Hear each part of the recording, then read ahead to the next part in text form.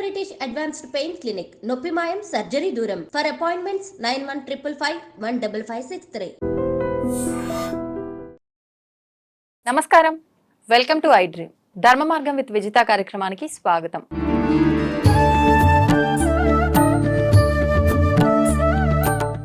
ప్రస్తుతం మనతో పాటు ఉన్నారు శ్రీ స్వామి సిద్ధయోగి గారు. ఇప్పుడు వారితో మాట్లాడి మరిన్ని విషయాలు తెలుసుకుందాం. మనకున్న సందేహాలన్నింటినీ కూడా నివృత్తి చేసుకునే ప్రయత్నం చేద్దాం. నమస్కారం స్వామీజీ. నమో నమః. నమో నమః. స్వామీజీ, ఒక చిన్న సందేహం. ఇప్పుడు మనం ఎంతమంది దేవుళ్ళని ఆరాధించినా కూడా ఆ ఫలితం మనకు రావాలి అని అంటే ఖచ్చితంగా మనకు ఎవరైతే విద్య నేర్పిన గురువు ఉన్నారో ఆ గురువు అనుగ్రహం కానీ, మన తల్లిదండ్రులు పితృదేవతల అనుగ్రహం కానీ ఉంటేనే మనం దేవుళ్లకు దైవారాధన చేస్తే వచ్చే ఫలితం ఏదైతే ఉందో అది పూర్తిగా వస్తుంది అని చెప్పి పెద్దవాళ్ళు చెప్తూ ఉంటారు. అయితే మరి గురువుకి కూడా ఇంత ప్రత్యేకమైన ఒక గుర్తింపు ఉన్నప్పుడు గురువుని విమర్శించి మాట్లాడడం అనేది కరెక్టే అంటారా? గురువు విషయంలో మనం ఎటువంటి కృతజ్ఞతతో ఉండాలి అన్నది నా సందేహం. సదాశివ సమారంభాం శంకరాచార్య మధ్యమాం అస్మదాచార్య పర్యంతాం వందే గురు పరంపరాం రత్నాకరాం ధౌతపదాం హిమాలయ కిరీటినిం బ్రహ్మరాజ ఋషి రత్నాఢ్యాం వందే భారత మాతరం. గురుర్బ్రహ్మా గురుర్విష్ణు గురుర్దేవో మహేశ్వరః గురుః సాక్షాత్ పరం బ్రహ్మ తస్మై శ్రీ గురవే నమః. గురువుని స్మరించుకొని గురువు గురించి తెలుసుకోవాలి. మొట్టమొదట గురువే సర్వలోకానాం భిషజే భవరోగిణాం నిదయే సర్వవిద్యానాం శ్రీ దక్షిణామూర్తయే నమః. ఆ నిధి అనేది గురువు. అలాంటి గురువు గురించి మనం ఎప్పుడు ఆ గురు స్మరణలో ఉండగలిగితే మనం అనుకున్న విజయాలన్నీ సాధిస్తాం. మా జీవితంలో కూడా అలాంటి గురుస్మరణ వల్లే ఇంత జ్ఞానం లభ్యమైంది. మా గురువులు మమ్మల్ని ఎప్పుడు వాళ్ళు ఏమి చెప్తే అది ఆచరిస్తూ వాళ్ళని జాగ్రత్తగా కొన్ని మేము కథలు పెద్దలు చెప్పిన విషయాలు వింటాం. గురువు దగ్గర అబద్ధం ఆడరాదు, గురువుని మనం నిందించరాదు, గురువు దగ్గర ఎంతో జాగ్రత్తగా ఉండాలి, ఎతుల దగ్గర జాగ్రత్తగా ఉండాలి అని మేము ఎంతో వినయంగా గురువుల దగ్గర నేర్చుకున్నాం. కాబట్టి వారితో ఒకవేళ మీరు ఏదన్నా అనుకుంటే మీ మనసులో మౌనంగా ఉండడమే, వారి గురించి మనం ఏం మాట్లాడకూడదు. అలా గురువు దగ్గర మనం జాగ్రత్తగా మెలిగితే మనకు అఖండమైన జ్ఞానం లభిస్తుంది అనమాట. అది గురువు అంటే. అందుకని గురువు చాలా ముఖ్యమైన విధానంలో మనల్ని గురువుని ఆరాధించాలి, పూజించాలి. అయితే మరి ఇంత గొప్పతనం ఉన్నప్పుడు గురువు దగ్గర ఖచ్చితంగా మనం వారి కృతజ్ఞతగా ఉంటేనే మనకు ఆయన ఆశీర్వాదం లభిస్తుంది అన్నప్పుడు గురువుని విమర్శిస్తే మనకి ఏమైనా దోషం కలుగుతుందా? అబ్బో, అది చాలా పెద్ద ప్రశ్న. మీరు అడిగిన ప్రశ్న. గురునింద అస్సలు గురువులు యతులు సాధువుల నింద అనేది అది పెద్ద దోషం. ఎందుకంటే అది చెప్పరా అని అలివి కాని దోషం ఉంది. పూర్వకాలంలో ఒక చిన్న కథ చెప్తా, మీకు అర్థమవుతుంది గురువు నింద అనేది. చాలా యుగాల క్రితం ద్వైత అద్వైత విశిష్ట అద్వైత సిద్ధాంతాలు ఉండేటప్పుడు నేనే భగవంతుణ్ణి అని చెప్పి ఒక వ్యక్తి అద్వైత స్థితిలో ఉండి ద్వైత స్థితిలో ఉండి నేనే భగవంతుణ్ణి, గురువే భగవంతుడు, పూజలు కర్మకాండలు ఏమీ లేవు, గురువు చెప్పిందే చేయాలని చెప్పి కొన్ని మూఢ విశ్వాసాలు బయలుదేరాయి. దీన్ని నివారించడానికి ఒక మహానుభావుడు జన్మించాడు. వాళ్ళతోనే ఉండేవాడు. ఆయన పేరు కుమారం భట్టు. ఏం పేరు? కుమారం భట్టు. చాలా గొప్ప కథ ఇది. కుమారం భట్టు జీవితాన్ని మనం చూసుకుంటే తెలిసిపోద్ది. కుమారం భట్టు వాళ్ళతోనే ఉండు, వాళ్ళు ఎలా చెప్తున్నారు, వాళ్ళ విధానాలు ఏమిటి, గురువు వీళ్ళ నుంచి మనము నిజంగా భగవంతుడున్నాడని మనం నిరూపించాలి. వీళ్ళు భగవంతుడు లేడు, మేమే భగవంతులము అని అనుకుంటుంటారు. కొంచెం వేషమేసి కొంచెం విభూతి రాసుకుంటే ఇక నేను భగవంతుణ్ణే అని అనుకుంటుంటారు గురువులు. అలాంటి గురువులు ఎప్పుడు గురువులు కారు. గురువు నా భవతి, గురువే కాదు వాడు. అలాంటి ఛాందసుడు ఉండేవారు. వారిని జయించాలి అని చెప్పి ఈ కుమారం భట్టు మరి వాళ్ళతోనే ఉంటేనే కదా ఆ విషయాలు తెలిసేది, ఎందుకంటే వారితోనే ఉండి అవన్నీ తెలుసుకుంటూ వచ్చాయి. ఒక రోజు అనుకోకుండా గురువులు ఇతన్ని గమనించారు.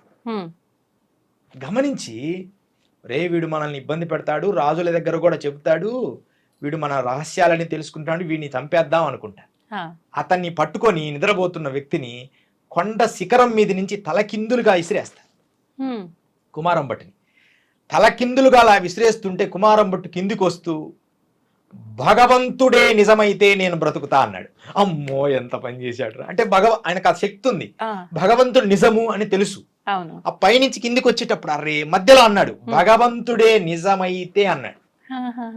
భగవంతుడే నిజము అనలేదు పూర్తిగా, భగవంతుడే నిజమైతే నేను బ్రతుకుతా అన్నాడు. అక్కడ కొంచెం అపనమ్మకం కొంచెమే, ఆ కొంచెం వల్ల ఆయన కన్నుకు చిన్న దెబ్బ తగులుతుంది. ఏది పెద్ద పర్వతం మీద నుంచి పడేస్తే కన్నుకు మాత్రం చిన్న దెబ్బ తగులుతుంది, దేహంలో ఎక్కడ దెబ్బ తగలదు. చిన్న దేవుడు ఉన్నాడు. ఈ విషయం రాజు దగ్గర నిరూపిస్తాడు. ఈ గురువులు సత్యము కాదు, ఈ గురువులు సత్యము కాదు, వీళ్ళు అసత్యము చెబుతున్నారని. వాళ్ళు నిజంగా అసత్యవంతులే అయినా కూడా వాళ్ళ గురించి వీళ్ళు సత్యము కాదు అని వారికి చెప్తాడు.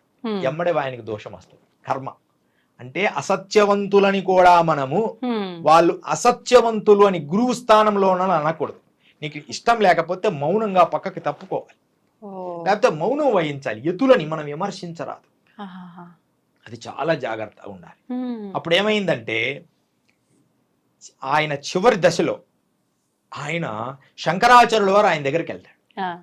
ఆయన దగ్గర ఈ అద్వైత సిద్ధాంతం గొప్పదని చెప్పడానికి వెళ్తాడు.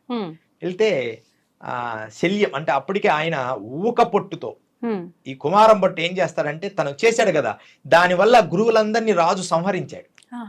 గురుద్రోహం అంటే వాళ్ళు సంహరించబడ్డారు ఈయన చెప్పడం వల్ల. మరి వాళ్ళ అబద్ధాలు చెప్తున్నారు, అధర్మం చెప్తున్నారు, అందుకని సంహరింపబడ్డారు. దానికి దోషము కలిగింది కదా, ఆ దోష నివారణ కోసం కుమారం భట్టు చేస్తాడు. ఆ దోష నివారణ కోసం ఊక పొట్టు అంటే వడ్ల పొట్టు ఉంటుంది కదా, సన్న సన్నగా ఊక పొట్టు, మన సొద్దలకి ఉండే పొట్టు, ఆ పొట్టంతా కంఠం వరకు పోసుకొని అగ్ని అంటించుకుంటాడు. ఆయనే అగ్ని అంటించుకుంటాడు. అగ్ని అంటించుకొని అవి కొంచెం కొంచెం కొంచెం కొంచెంగా నైమి అంటే చాలా చిన్న కొనల నుంచి దేహమంతా కాలుస్తుంటుంది. అప్పుడు శంకరాచార్యులు వస్తే, నాయన నీ జ్ఞానం చాలా గొప్పగా ఉంది. రేవా నది ఒడ్డున, రేవా అంటే నర్మదా నదిన మండలమిశ్రుడని నా శిష్యుడు ఉన్నాడు, అతనితో నువ్వు ధర్మవాదన చేసి అద్వైతాన్ని స్థాపించు అన్నాడు. స్వామి ఇదంతా నేను చేసుకున్న కర్మకి అనుభవిస్తున్నా. తనకు తానే ఊక పుట్టుతో కాల్చుకున్నాడు కుమారం భట్టు. భగవంతుడి అంశ, కుమారుడు అంటే సాక్షాత్ కుమారస్వామి అవతారం అని అందరు అంటారు. అలాంటి వ్యక్తి కూడా గురు నింద చేసినందుకు ఊక పుట్టుతో కాల్చుకున్నాడు. నిజంగా అసత్యమైన గురువు అని చెప్పినందుకే అసత్యాన్ని అసత్యం అని చెప్పినందుకే. అసత్యాన్ని అసత్యం అంటే గురువు అనే అతని దగ్గర చేరినప్పుడు తనకు ఏదన్నా చెప్పాలంటే మౌనంగా రహస్యంగా చెప్పుకోవాలి, లేకపోతే అక్కడి నుంచి మౌనంగా ఊరుకోవాలి. ఎందుకంటే గురుస్థానంలో చాలా తెలివిగా చెప్పాలి. ప్రపంచమంతా కూడా ఎవ్వరు ఎలా మాట్లాడాలో అలా మాట్లాడగలిగినప్పుడు మాత్రమే ధర్మం నిలబడుతుంది. అలా అసత్యంగా మాట్లాడకూడదు. ఇప్పుడు నిజంగా ఒక నిజమైన గురువుని ఎంచుకోవాలి అని అంటే ఎలా ఎంచుకోవచ్చు? మన ముందున్న గురువు నిజంగా ఆయన కరెక్టే అని డిసైడ్ చేయాలి, మనకు అర్థం అవ్వాలి అని అంటే, ఇప్పుడు మీరు అన్నారు నిజమైన గురువు కాదు అనిపిస్తే మనకు మనమే తప్పుకోవాలి. అలా తప్పుకోవాలంటే ఫస్ట్ ఆ గురువు నిజమా కాదా అనే అవగాహన మనకు రావాలి. మరి రావాలి అంటే అసలు ఎలా కనిపెట్టాలి? ఆ జ్ఞానం మనకు ఉండాలి. దానికే పంచగురువులని వేదంలో చెప్పబడ్డారు. పంచగురువుల్లో ఒక గురువు అంటే ఏమిటి, ఆ గురువు పరమ గురువు ఎవరు, ఆ గురువు పరిపూర్ణ గురువు ఎవరు, ఆ తర్వాత నిషిద్ధ గురువు అని ఒకడు ఉంటాడు. అట్లా మొత్తం అందరి గురువుల గురించి మనం తెలుసుకోవాలి. దాని ముందు ఒక శిక్షణ పొందాలి, గురువులు ఎలాంటి వారు, వారిని ఎలా మనం చేరాలి అని. అయినా కూడా ఎట్టి పరిస్థితుల్లో నువ్వు అడిగిన ప్రశ్న అయితే గురువు నింద. ఈ నింద గురించి వస్తే ఈ మధ్య కాలంలో మనం ఒకటి జరిగింది. శృంగేరి పీఠాధిపతులని ఒక స్వామీజీ విమర్శించినట్టుగా మాట్లాడారు. మీరు అది తెలుసుకున్నారు కదా. ఇప్పుడు అది అంత అసత్యం. అది అతను ఇప్పుడు సన్యాసి వేషంలో గోవిందానంద స్వామిని గోవిందానంద స్వామి ఆయన అలా అనకూడదు. అంటే మనం వాళ్ళ పేరు అవన్నీ అన్నెసెసరీ. అజ్ఞానం భవతి. ఒక సన్యాసంగా ఉండి ఒక పరమ పీఠాన్ని అలా అనకూడదు, పొరపాటు అనకూడదు కదా. ధర్మమే ప్రమాణంగా ఉండాలి, లేకపోతే మౌనం వహించాలి. గురువు నింద, పెద్దల ఎడల చాలా జాగ్రత్తగా ఉండాలి. వారితో నిజంగా నీకు అంత సాహిత్యము జ్ఞానం ఉన్నప్పుడు వారితో వారి పెద్దల దగ్గర దాన్ని ప్రస్తావించాలి, ఇలా ఉందండి ఇలా ఉందండి అని. కానీ ఆ జ్ఞానం లేకుండా ఏదో అహమేవ గురువు, సర్వం అహమేవ గురువు, నేనే సర్వము గురువు, గురువు అహమేవ గురువు ఇది చింతయతి, ఇది గురువు నా భవతి అని అంటది సంస్కృతం. వాడు నేనే గురువును, నాకు సంస్కృత జ్ఞానం ఉన్నది. సంస్కృత జ్ఞానం ఉంటే గురువు అవుతారా? ఇప్పుడు సాంస్క్రిట్ ప్రొఫెసర్లు ఎంతో మంది ఉన్నారు, సంస్కృతంలో గట్టిగా వాదిస్తుంటాడు అతను. అలా ఉంటే అంత మాత్రమే గురువు అవుతాడా? అంటే అతని గురించి కానీ ఇక్కడ నేను ప్రశ్నించడం లేదు. ఒక జ్ఞానము అనేది ఉన్నంత మాత్రాన గురువు నా భవతి. గురువు యుక్తిక్తే జ్ఞాన విజ్ఞాన ఏవ అనుగ్రహ సంభాషేణ ఇది గురువు.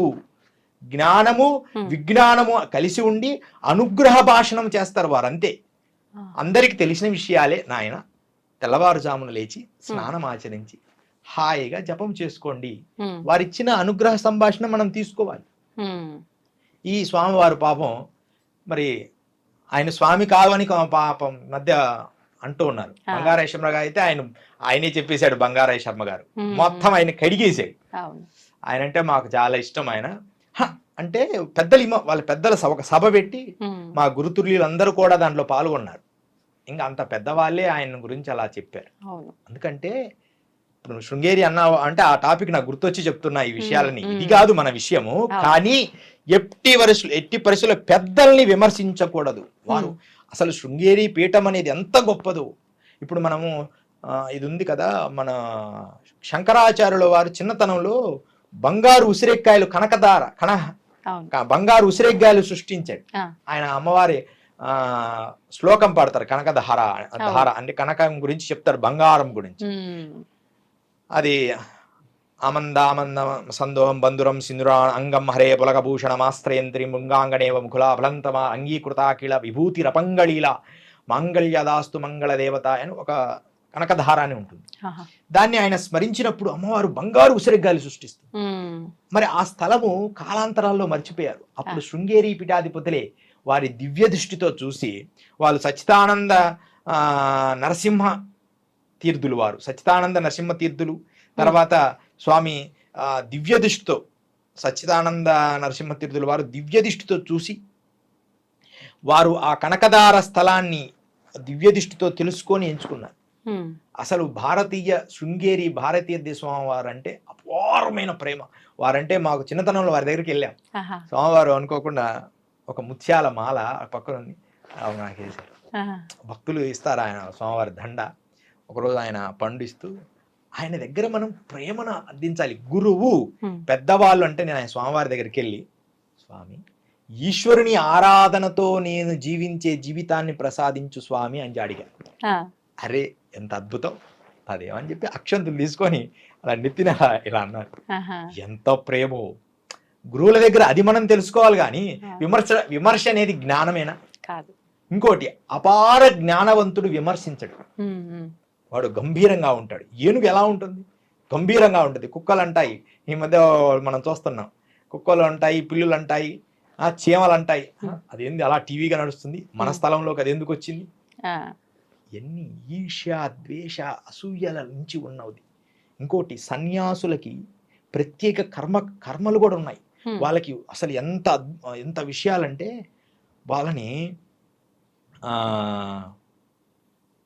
వాళ్ళని శిక్ష వేస్తారు. వాళ్ళకు యమలోకంలో కూడా శిక్షలు ఉండవు. ఎతులని విమర్శించరాదు. విమర్శించేటప్పుడు ఇప్పుడు చాలా మంది పెద్దలు ఉంటారు. ఇప్పుడు ఒక జ్ఞానం ఉంది, పెద్దలను ముందు ముచ్చటించాలి. ఇదండి ఇలా ఉంది, మరి శాస్త్రమే, నువ్వు మాట్లాడు, సలహాలో లేకపోతే ధైర్యంగా వాళ్ళని వాదించు. దాని తర్వాత నువ్వు పెద్దలని విమర్శించాలి. గోవిందానంద స్వామి అలా చేయలేదు. అందుకని అది పెద్ద, ఆయన జీవితంలో ఏదైనా తప్పు చేసి ఉంటే అది ఒకటే. ఇది సభాముఖంగా చెప్తున్నా. ఆయన జీవితంలోనే, ఎందుకంటే ఇప్పటి వరకు ఎవ్వరూ ఆ పీఠాన్ని అసలు ఆ స్థాయి ఎవరికి లేదు. జ్ఞానాన్ని శక్తిగా భారతదేశానికి ఒక శక్తి ఎన్నెముక ఉందంటే శృంగేరి పీఠమే. మనకు మనమే ఇలాంటి జ్ఞానము, పాండిత్యము, భాష ఏదో ఆధారాలు చూపిస్తా ఒక పుస్తకం తెరిచి నేను పుస్తకం నేర్చుకున్నాను, మనకు భజగోవిందం చెప్తారు, డుక్రూంకరునే ఇంకా జ్ఞానం ఎప్పుడు నేర్చుకుంటావే? భజగోవిందం భజగోవిందం గోవింద భజ మూడా, ఒరే మూడుడా, నువ్వు డుక్రుంకరిని ఇంకా వ్యాకరణ ఛందస్సులు పెద్దల దగ్గర ఎలా ప్రవర్తించాలో తెలియదా? గురువు దగ్గర అలా ఉండాలమ్మా. గురువు నరధికం, అసలు గురువుకు మించినది లేదు. గురువు ఇలా కూర్చోమంటే కూర్చోవాలి. ఇలా వాళ్ళు అనుగ్రహం ఎంత గొప్పదో. పాముల నరసయ్య గారు ఒక ఆయన ఒకసారి శృంగేరిపేట అధిపతి స్నానం చేస్తూ నరసయ్య గారికి వాళ్ళు ఎమ్మడి తెలిసిపోద్ది, వారికి మంత్రం ఇచ్చారు. వాళ్ళు కొన్ని వేల మంది పాము కాటేయకుండా ఆ మంత్రం చదివి కాపాడారు. మనకి ఎన్నో ఆధారాలు ఉన్నాయి. బ్రిటిష్ వాళ్ళు ఆశ్చర్యపోయారు, వాళ్ళు ఇచ్చిన మంత్రమే అంత శక్తివంతమైతే ఇంకా వారు ఎంత శక్తివంతులు. నియమ నిష్టలలో కానీ మన దక్షిణాయ పీఠాలలో శృంగేరి అనేది, కంచి పరమాచార్య పీఠాలు అనేవి గొప్ప పీఠాలు. ఈ రెండు పీఠాలు తప్ప మిగతా అన్ని గొప్పవే, కానీ ఈ రెండు అనేది మనకు ఆదర్శవంతమైనవి. వాటిని విమర్శించకూడదు కదా. గోవిందానంద స్వామి పెద్ద తప్పు చేశారు వారి జీవితంలో, ఇది యథార్థం. వారు సభాముఖంగా పెద్దలు దగ్గర వాదించగలిగితే మాట్లాడి తర్వాత నిర్ణయం తీసుకోవాలి. ఎంత తప్పు అది. ఎలాగంటే అలా విధుశేఖర భారతి స్వామి వారిని అన్నారు. అసలు మాకైతే ఎంత బాధ లేచిందో. అసలు మేము కొన్ని రోజుల పాటు అసలు ఏంది ఈయన ఇలా ప్రవర్తిస్తున్నాడు అనిపించింది. ఆయన ఒక సన్యాసి, ఒక సన్యాసి అనేటప్పటికి ఒక జ్ఞానం ఉంటుందమ్మా. ఇలా ప్రవర్తించాలి, త్రికాల సంధ్య చేసుకోవాలి, త్రికాల అభిషేకం చేసుకోవాలి, త్రికాల పూజ చేసుకోవాలి, పెద్దల దగ్గర వినయ విధేయతలతో ఉండాలి, వారి వినయ విధేయతలతో ఉండి వారి ప్రేమను పొందాలి. మేము చిన్నతనంలో యోగుల దగ్గరికి తిరిగేవాడినమ్మా. ఎవ్వరి దగ్గర మంత్రం అడిగేవాడిని కాదు. అసలు ఒక మంత్రం ఇవ్వండి అని అడగను. ప్రేమగా వెళ్ళి, గురుదేవా ఆ కాలేంది ఇలా దెబ్బ తగిలింది అలా అని చిన్నగా పట్టుకొని సేవ చేస్తూ, వాళ్ళు ఎవ్వరు తగలిన వాళ్ళ కాళ్ళు కూడా పట్టుకొని సేవ చేస్తూ ఒక్కొక్క యోగాభ్యాసన చేసుకుంటూ వచ్చారు. తర్వాత ద్వారకాపీఠం స్వామి వారు కూడా, ద్వారకాపీఠ స్వామి వారు ఉన్నప్పుడు పెద్ద స్వామి వారు, వారి దగ్గర కూడా నేను నర్మదా తీరంలో కొంతకాలం చిన్నగా వెళ్ళి అట్లా సేవ చేసుకుంటూ వారి పాదాలు పట్టుకొని, అరే ఈ పిల్లవాడు ఎంత మంచివాడరా అని వాళ్ళ అనుగ్రహం మీద మనకు కలగాలి. అంతే తప్ప నాకు సమస్త జ్ఞానం ఉన్నది. జ్ఞానము అంటే పాండిత్యము కాదురా, జ్ఞానం అంటే మనస్సు, భక్తికి నిదర్శనము. మనకు సూరదాస్ ఉన్నాడు. సూరదాస్ దగ్గర థామ్సన్ పెద్ద సంగీత విద్వాంసుడు. ఆయన రాజు దగ్గర అద్భుతమైన గాయకులు అందరినీ తీసుకొచ్చి పాటలు పాడేవారు. కానీ అనుకోకుండా ఒక రోజు రాజు అడవిలో పోతుంటే సూరదాస్ ఎక్కడి నుంచో మామూలుగా పాట పాడుకుంటున్నాడు. అరే ఆయనకు హృదయం ఉప్పొంగింది. ఈయన ఎవరబ్బా, ఆయన సంగీతం రాదు ఏమి రాదు, పిలిపించి ఆయన దగ్గర పాట పాడించుకుంటే ఆయన మనసు కరిగిపోయి ఆయన హాయి అనిపించిందంట. సంగీత శాస్త్రీయంగా పాడిన వాడి దగ్గర అనిపిలే. భక్తి, ఏ ధనమును ఆశించని భక్తి, అలా గురువు దగ్గర ఏ ఫలితం ఆశించని భక్తి, అలా ఉండాల్సింది. పోగా ఇలాంటి విమర్శల వల్ల ఏమి లాభం? ఎంత దారుణం అంటే అమ్మా, వీళ్ళకి వరుణ దండన అని చెప్పి ఇంద్రదేవుడు ప్రసాదిస్తాడు. తలదీసి మనకు చెప్తారు, మన బంగారి శర్మ గారు చెప్పారు. వరుణ దండన అని ఒకటి ఉందట. వాడిని తలదీసి ఎడారిలో ఎక్కడో ఒక చెట్టుకు వేసేస్తాడంట ముళ్ళుతో కుచ్చి. ఇలాంటి సన్యాసుల్ని ఆ తలని ఒక కాయలాగా అవుతుందంట. అది కావేరీ ఫలములు అంటారు. ఆ ఫలములంట ఎవడో యజ్ఞయాగాలు చేసినప్పుడు ఆ పండు తీసుకొచ్చి యజ్ఞములు వేస్తే గానీ వాడి పాపం పోదంట. అసలు ఎందుకు అలాంటి తప్పు చేశాడా అనిపిస్తుంది నాకైతే. చెయ్యకూడని తప్పు ఈ గోవిందానంద స్వామి చేశారు. ఇది ఇప్పటికైనా ఆయన కొంత మనస్సు మారతాడు. కొంత సమయం పడుతుంది. వయస్సు అనేది, జ్ఞానం అనేది ఉన్నప్పుడు పొంగి పొర్లుతుంటది. యవ్వనంలో మనిషి ఇంకా తట్టుకోలేడు, అన్ని పొంగి పొర్లుతుంటది. ఏం మాట్లాడుతున్నాను, అజ్ఞానం భవతి. ఇప్పుడు మేము మొట్టమొదటమ్మా ఈ యాత్రలని చేసి ఈ భారతదేశ సమస్త విజయాలు ఎన్నెన్నో మంచు పర్వతాల్లో తిరిగి త్రిశూలం లాగా ఉండేవాడిని. కదిలిస్తే కోపం వచ్చేది నన్ను. అలా ఉండేవాడిని. ఒక గురువు గారు అన్నారు, నాయన సంఘములు అలా ఉండకూడదు, నువ్వు హిమాలయాల్లో ఉండు. మా గురువు గారు ఉన్నారు. అంటే అప్పుడప్పుడు వారు చెప్పిన మాటలు వింటుంటాం. దుర్బల ప్రభాకర శర్మ గారని, నాయన ఇది సంఘము, నీ యోగ విద్యలు ఇక్కడ చెప్పడానికి పనికిరావు, ఇక్కడ నువ్వు ఏది చెప్పాలో అది బోధించాలి. వారితో నువ్వు ఒక ప్రేమగా ఉండు, Hmm. ఉన్న కొద్ది రోజులైనా ప్రేమగా ఉండు, వినయంగా భజించు. అవును. గురువు అంటే జ్ఞానము, Hmm. విజ్ఞానం, రెండు పాదములు కలిస్తే గురువు, జ్ఞానం విజ్ఞానం ఏవ ఇది గురువు. అలాంటి గురువును మనం ఆశ్రయించి గురుతత్వాన్ని తెలుసుకోవాలి తప్ప Hmm. ఎవడు విమర్శిస్తాడో వాడు మూఢుడు. Hmm. ఆయన చేసిన తప్పు ఈ మధ్య కాలంలో అయితే ఇలాంటి ఎప్పుడు జరగలేదు. అవును. ఆ తప్పు అమ్మా. అందుకని Hmm. గురువు నింద ఇదే కాదు, చరిత్రలో మా గురువుల పరిస్థితుల్లో కూడా ఒక అతను Ha. గురు నింద చేశాడు అంతే. గురువు నింద చేయకూడదు. గురో నరధికం. ప్రతి హ్యూమన్ ఏ ఉంటాయి, నువ్వు చెప్పుకోవాలి అవును. ధైర్యంగా, Hmm. మాట్లాడగలగాలి. Hmm. అంతేగాని పాండిత్యము కాదు ఇక్కడ ముఖ్యం, ప్రేమ. ప్రేమ. సురదాసుడు ప్రేమ, కృష్ణుడు కలిపడేవాడు, Hmm. రాధాదేవి ప్రేమ. నువ్వు ప్రేమగా వారిని సేవించి నీ విషయాలు తెలుసుకో అంతే తప్ప విమర్శ చేసిన వాడు, గురునింద చేసిన వాడికి ఇంకా జన్మలు కూడా ఉండవు. Hmm. వాడు బ్రహ్మరాక్షసుడు కావడానికి కూడా పర్మిషన్ లేదట, కనీసం బ్రహ్మరాక్షస అవతారం ఎత్తడానికి కూడా అనుమతి లేదు. Hmm.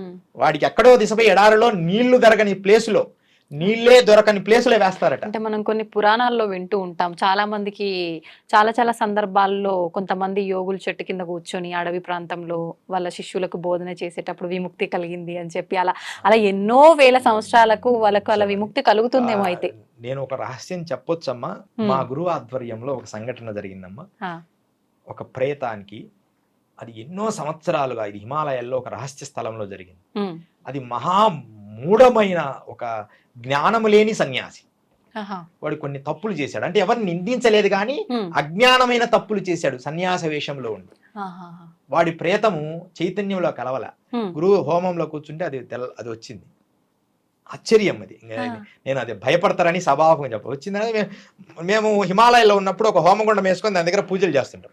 అంటే ఏదో మంత్రమో లేకపోతే కొద్దిసేపు నిద్ర వచ్చేదాకా హోమగుండం ఎదురు కూర్చొని తర్వాత పడుకుంటాం దాని దగ్గరలో చలికి. వచ్చిందని మనం కూర్చో, ఆ విభూతి నా మీద చల్లండి అంటుంది వచ్చి.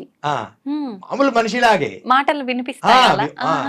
అంటే గురువు గారు ధైర్యంగా తీసుకుని విభూతి, అప్పుడు మీ దయ వల్ల నాకు విముక్తి కలిగింది స్వామి అని చెప్పి అది తీసిపోయి ఎమ్మడే పోయి నీళ్ళల్లో భగీరథలో దూకింది, నదిలో దూకేసింది.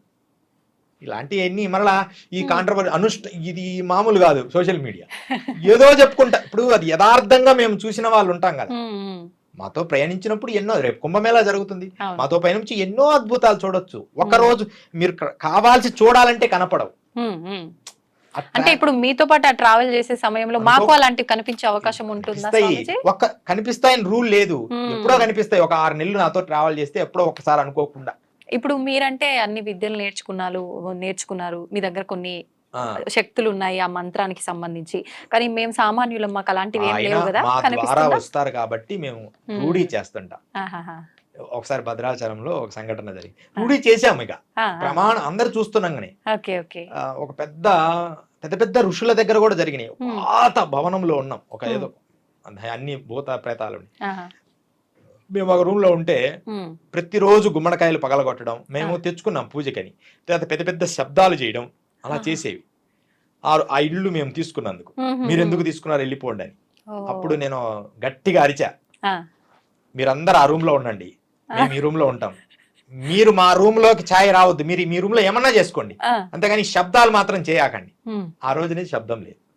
యథార్థం, నేనొక్కడిని కాదు ప్రమాణం, అక్కడ చుట్టూ ఉన్న శిష్యులు కూడా ప్రమాణమే. అలా వింటాయా మాటలు, మనవి విని ఆచరిస్తాయా? నిజంగా 100లో 1-2 అలా ఉంటాయి. మళ్ళీ ఇదంతా కాంట్రవర్సీగా అవుతుందని నా భావ.